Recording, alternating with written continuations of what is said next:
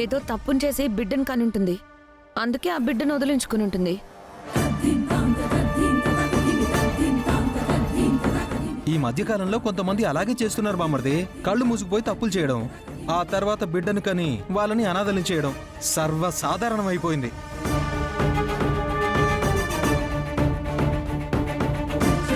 అలా ఎందుకు అనుకోవాలి? ఆ తల్లికి ఏ కష్టం వచ్చిందో, ఏ తల్లి తన బిడ్డని అంత సులువుగా వదులుకోదు.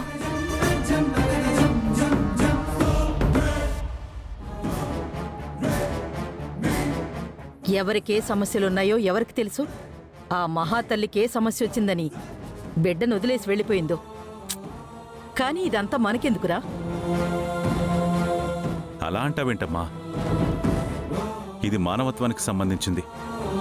తనకి ఏ కష్టమైనా బిడ్డనలా వదిలేయడం కరెక్ట్ కాదు, చాలా తప్పు.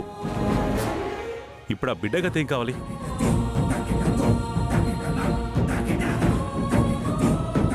ఏమవుతుంది? ఇలాంటి వాళ్ళు లోకాన్ని చాలా మంది ఉన్నారుగా. నువ్వు వాణ్ణి తీసుకొచ్చి ఈ ఇంట్లో పెట్టినట్టు ఆ పిల్లాన్ని కూడా ఎవరో ఒకరు తీసుకెళ్లి పెంచుకుంటారు.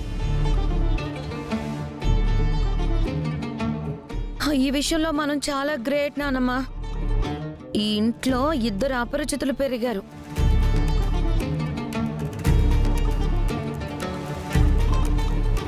అవునవును, ఆ ఇద్దరిలో ఒకరు ఇంద్ర అయితే రెండోది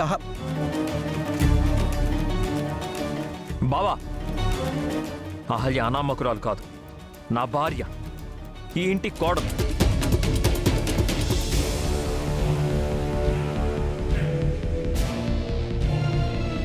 అలాగే ఇంద్ర ఈ ఇంటికి పెద్ద కొడుకు.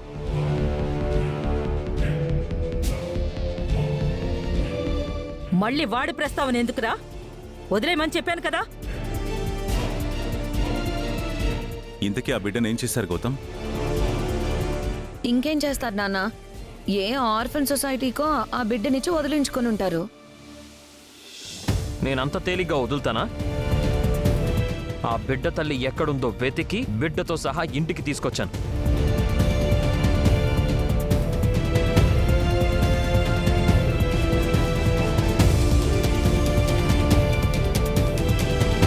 లోపలికి రండి.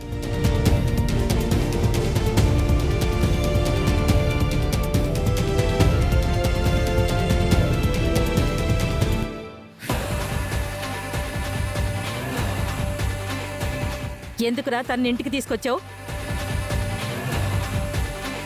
తనకి 4 మంచి విషయాలు చెప్పాలి నాన్నమ్మా.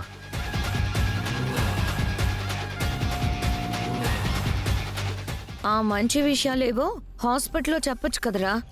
ఇంటి దాకా తీసుకురావడం ఎందుకో? ఈవిడికి ఇక్కడే చెప్పాలి. చూడమ్మా, నువ్వు 9 మాసాలు మోసి బిడ్డని కన్నావు.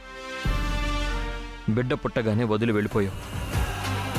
కానీ తల్లి ప్రేమ ఎంత గొప్పదో తెలుసా?